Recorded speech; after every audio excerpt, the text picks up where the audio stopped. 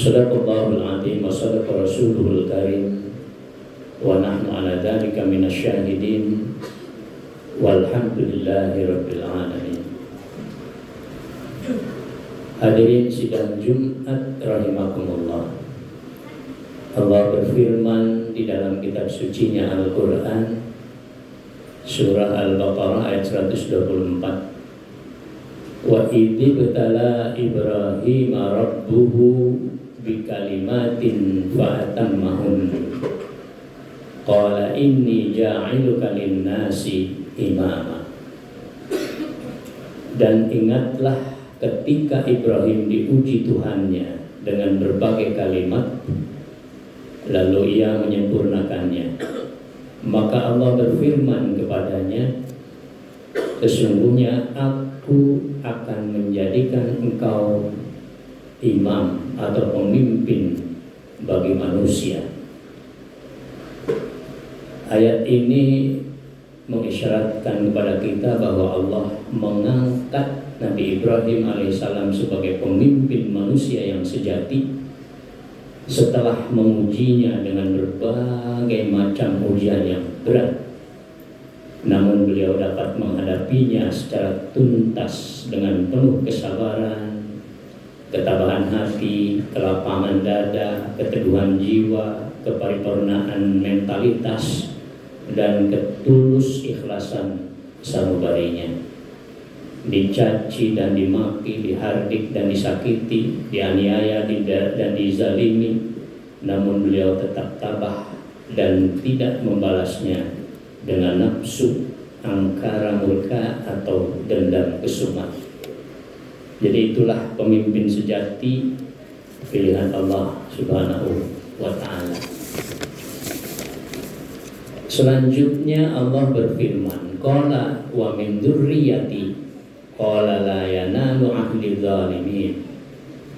Ibrahim bersabda, dan dari keturunanku, Allah berfirman, janjiku tidak menerima orang-orang yang zalim. Dalam penggalan kelanjutan ayat tadi, Nabi Ibrahim alaihissalam bertanya kepada Allah sambil berharap kepadanya, apakah anak-anak keturunanku juga akan diangkat menjadi para pemimpin bagi manusia? Barangkali ini mungkin semacam benih nepotisme, artinya secara fitrah memang manusia atau seorang ayah senang dilanjutkan oleh anaknya. Lalu apakah Allah menjawab iya atau tidak? Allah tidak mengiyakan dan tidak pula mentidakkan, tetapi Allah menjawab secara diplomatis, aku berjanji tidak akan menjadikan orang-orang zalim sebagai pemimpin atau iman bagi manusia, kendati pun tentunya itu putra atau cucunya Nabi Ibrahim sendiri. Hadirin sidang Jumat rahimakumullah, jawaban Allah yang diplomatis tersebut ini dapat dijadikan sebagai indikasi bahwa Allah mengisyaratkan kepada kita agar kita tidak memilih pemimpin yang zalim atau terindikasi akan berbuat zalim atau yang rekam jejaknya zalim.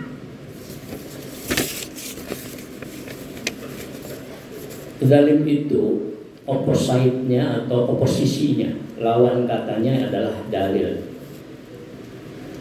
Ini sebagaimana yang dalam Al-Quran, orang zalim identik dengan orang yang tidak adil.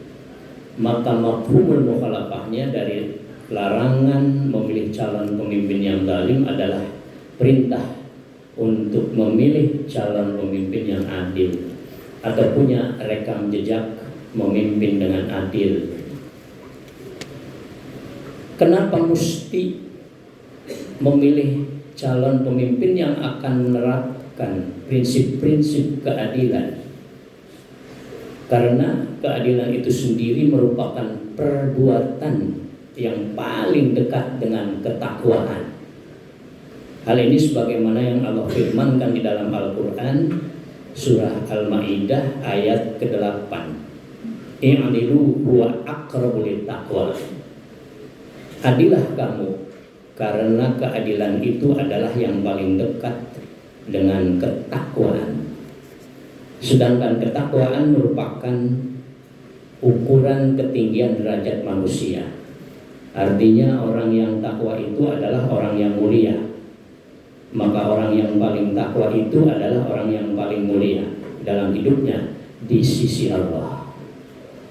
Sebagaimana Allah berfirman, inna akramakum indallahi atqakum. Sesungguhnya orang yang paling mulia dari kamu di sisi Allah adalah orang yang paling takwa kepadanya. Sidang Jumat rahimakumullah. Jadi kenapa mesti memilih pemimpin yang adil? Karena pemimpin yang adil sangat berpotensi untuk mendorong masyarakatnya, selain dia memimpin adil, menjadi adil plus takwa, karena keadilan dekat dengan ketakwaan. Dan dengan sendirinya keadilan dan ketakwaan itu akan membuahkan negeri yang penuh dengan berkah. Allah berfirman di dalam surah Al-A'raf ayat 95, walau anna ahlal qura amanu wattaqaw la fatahna alaihim barakatim minas sama'i wal ardh. Dan seandainya penduduk suatu negeri itu beriman dan bertakwa, maka nescaya kami buka pintu-pintu berkah dari langit dan bumi. Sebaliknya pemimpin yang zalim sangat berpotensi untuk mendorong atau membiarkan masyarakatnya zalim atau terzalimi, ya, aniaya atau teraniaya. Dan dengan kezaliman yang terus-menerus dilakukan oleh pemimpin beserta masyarakatnya, ini akan membuahkan hasil atau mengakibatkan munculnya banyak bencana di negeri yang ditempatinya.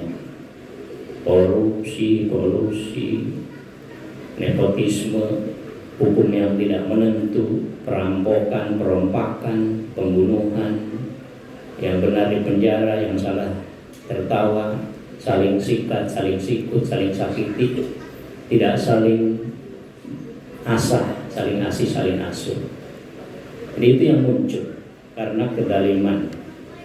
Sebagaimana Allah melanjutkan firman-Nya, walakin kadzabu fa akhadnahum bima kanu yaksibun. Tetapi karena mereka itu berdusta, berbuat zalim, maka kami siksa mereka dengan cara mengambil kenikmatan yang sudah berikan kepada mereka karena apa-apa yang mereka lakukan dari kezaliman, kedustaan dan sebangsanya. Surah Al-A'raf ayat 95. Hadirin sidang Jumat rahimakumullah. Maka kalau kita menginginkan negeri kita negeri yang aman, damai, sentosa, adem, ayem, tentrem, kesengsem, gemari pano, jinawi, gemari para kelapi, baldatun, thayyibatun, warabun ghafur, maka diawali dengan memilih pemimpin yang adil. Sidang Jumat rahimakumullah. Tapi bagaimana calonnya? Kan adil semuanya, berarti kita memilih yang paling adil. Tentunya kita menyeleksi dengan pemikiran yang bersih, tulus, objektif, tidak tergoda oleh rayuan, baik itu jabatan atau tahta, bisnis atau harta, atau oleh wanita. Tidak tergoda dengan serangan fajar dan sebangsanya. Dan tidak lupa berdoa, beristikharah, memohon kepada Allah agar ditunjukkan siapa yang terbaik dan diberi kekuatan untuk dapat memilihnya yang terbaik. Sidang Jumat rahimakumullah. Mudah-mudahan kita semuanya dapat memilih pemimpin yang paling adil sehingga negeri kita menjadi negeri yang penuh dengan berkah dari Allah Subhanahu wa taala. Amin ya rabbal alamin. Barakallahu li wa lakum fil Qur'anil azim wa nafa'ani wa iyyakum bima fihi minal ayati wat dzikril hakim wa taqabbala minni wa minkum tilawatahu innahu huwas sami'ul basir.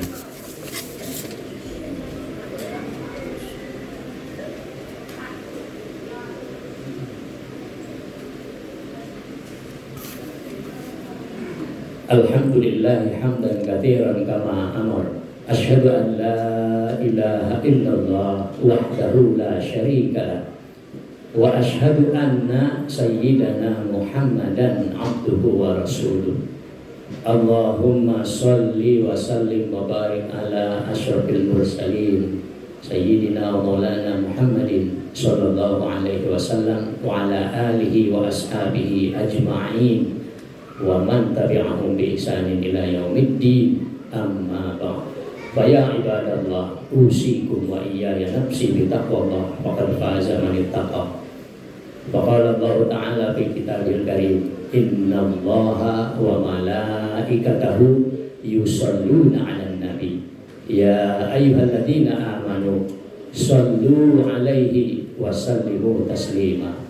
Allahumma sholli ala Muhammad wa ala ali Muhammad kama shallaita ala Ibrahim wa ala ali Ibrahim wa barik ala Muhammad wa ala ali Muhammad kama barakta ala Ibrahim wa ala ali Ibrahim fil alamin innaka Hamidum Majid. Allahumma amin ya rabbal alamin. Allahumma ighfir lil mu'minin wal mu'minat wal muslimin wal muslimat al ahya'i minhum wal amwat. Allahumma dfa'anna al-bala wal waba wal fahsya wal mihan wal fitan ma dhahara minha wa ma batan min baladina hadza khassa wa min buldanil muslimin 'amma. Rabbana atina fid dunya hasanah wa fil akhirati hasanah wa qina 'adzabannar. Walhamdulillahi rabbil alamin. Ibadallah, innallaha ya'muru bil 'adli wal ihsan wa ita'i dzil qurba wa yanha 'anil fahsya'i wal munkari wal baghi ya'idukum la'allakum tadhakkarun. Fadhkurullaha al-'azima yadhkurkum washkuru 'ala ni'amihi yazidkum wa ladhikrullahi akbar. Aqimis shalah. Allahu akbar, Allahu akbar.